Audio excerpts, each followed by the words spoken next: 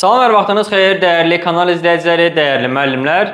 Keçən gün ödənişsiz WhatsApp qrupumuzda hansı mövzuya aid izahı daha çox istəyirsiniz? Mətn sualları yoxsa qayda suallarının paylaşımında mətn suallarına daha çox üstünlük verilmişdi. Ona görə də bugün mətn sualları ilə qarşınızdayıq. İzaha keçmədən öncə qeyd edeyim ki, həftə ərzində paylaşılan videolardan faydalanmaq istəyirsinizsə, kanala abunə ola bilərsiniz. Eyni zamanda onlayn və əyani dərslərimizə qeydiyyat davam eləyir. Qeydiyyat üçün ekranın bu hissəsində gördüyünüz telefon nömrəsi ilə bizə WhatsAppdan yaza və ya zəng eləyə bilərsiniz. Vaxt itirmədən keçək izahlara.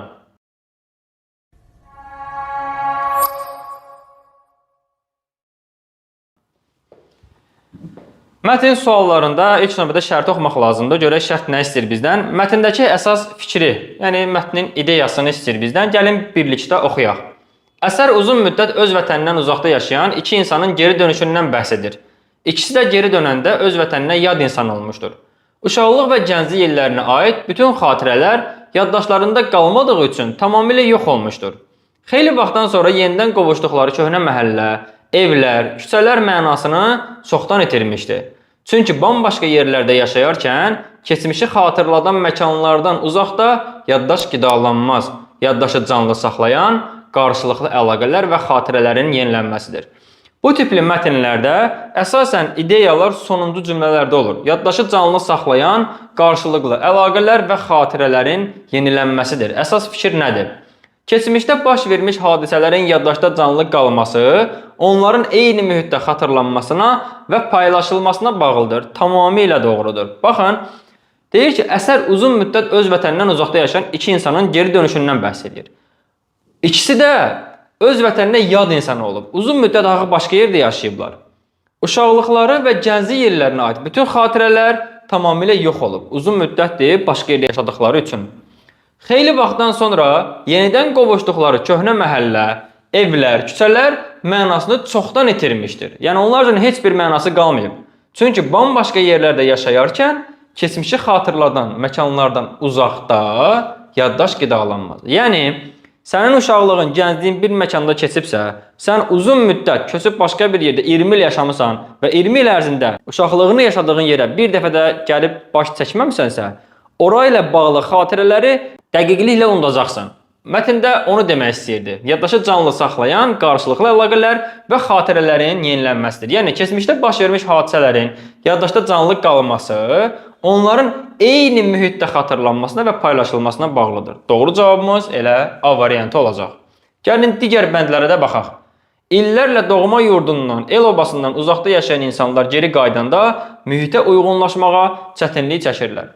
Bu fikir olaraq doğrudur, amma mətnin əsas ideyası deyil. Mətninə bağlı bir fikirdir, doğrudur. İdeya isə mətndən çıxan nəticədir. Şərtlər dəyişdikcə köhnə təəssüratlar yerini yeniləri ilə əvəz edir. Bu da doğru fikirdir. Sən şərtlər dəyişir, bir yerdən başqa yerə köçürsən və ora uyğunlaşırsan. Və bu uyğunlaşmada təəssüratlar da yerini yeniləri ilə əvəz edir. Doğru fikirdir, amma mətnin ideyası deyil. Hadisələrin insanların üzərində yaratdığı təsir mühitdən mühitə fərqlənir. Təbii ki, bu da fikir olaraq doğrudur. Bir mühitdə hadisəyə normal yanaşırlar, digər mühitdə eyni hadisəyə normal yanaşmırlar. Mühitdən mühitə hadisəyə baxış bucağı dəyişir. Fikir olaraq doğrudur, amma mətndə əsas ideya o deyil. Zaman keçdikcə keçmiş unudulur. Keçmiş unudulur, doğru fikirdir bu da, amma mətnin bizə çatdırmaq istədiyi fikir o deyildir. Mətndə deyir ki, yaddaşı canlı saxlayan qarşılıqlı əlaqələr və xatirələrin yenilənməsidir. Düzgün cavabımız oldu A variantı. Davam eləyək növbəti mətnimizdən. Mətnin ideyasına uyğun atalar sözünü istəyir bu dəfə. Bir fransız mütəfəkkir demişdir. Pis insanlarla oturub duran adam zamanla pisləşməyə doğru gedir. O insan ki pislərə, pisliklərə göz yumur, deməli o da ən az onu edən qədər günahkardır. Niyyəti, əməli pis olan insanlarla münasibətini kəsməyənlər onlar kimi olurlar. Pis insanın ən yaxını da pis insan olur. Pis ağızdan pis söz çıxar. Dostunu göstər deyim sən kimsən. Nə pis adamlardan yaxşılıq gözlər, nə də yaxşı adamlardan pislik. Bax, burada mətndə deyir ki, söhbət pis insanlardan gedir. Pis insanlarla oturub duran adam zamanla pisləşir. Yəni, sənin dostun əgər pisdirsə, sən də zamanla pisləşməyə doğru gedəcəksən. O insan ki pisliklərə göz yumur, deməli o da ən az onu edən qədər günahkardır. Niyyəti əməli pis olan insanlarla münasibətini kəsməyənlər, onlar kimi yenə deyir ki, əgər sənin yanındakı, yəni dostun pisdirsə, sən də pis olacaqsan. Pis insanın ən yaxını da pis insan olur. Yəni, birbaşa mətn demək istəyir ki, dostunu göstər, deyim sən kimsən. Yəni, sənin yanındakı insan pis olacaqsa, mütləq ki, sən də pis olacaqsan. Birinizin pis, birinizin yaxşı olma ehtimalı yoxdur. Doğru cavabımız oldu burada B variantı. Davam eləyək növbəti sualdan. Mətndə hansı suala cavab yoxdur? Qoqqa. Bu heyvana dünyanın ən xoşbəxt canlısı adını veriblər. Çünki onlar daim gülümsüyür. Qoqqalar Avstraliyanın qərbində yaşayırlar.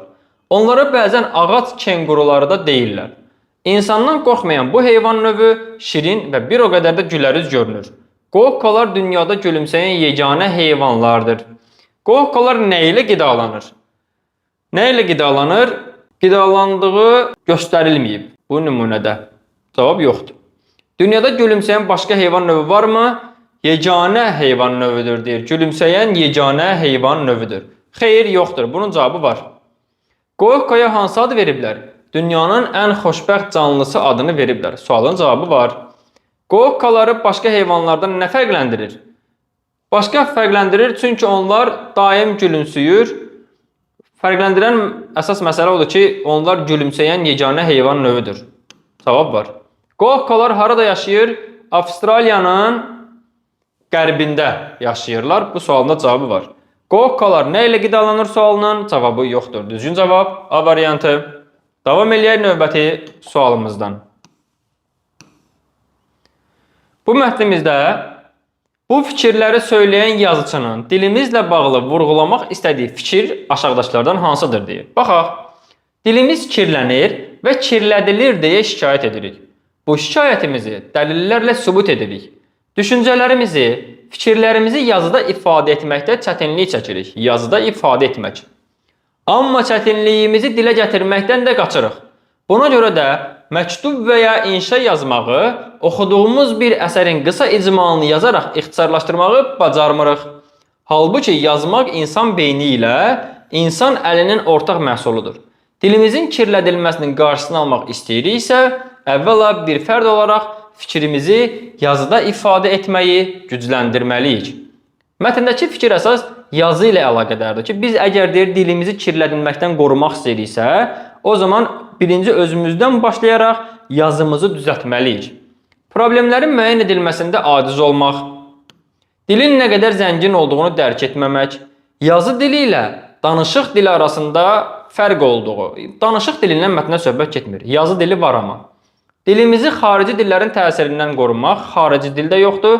Yazılı mətnin dili qorumaq üçün əsas şərti olduğu, bəli, doğru cavab Y variantı, yazılı mətndən gedirdi.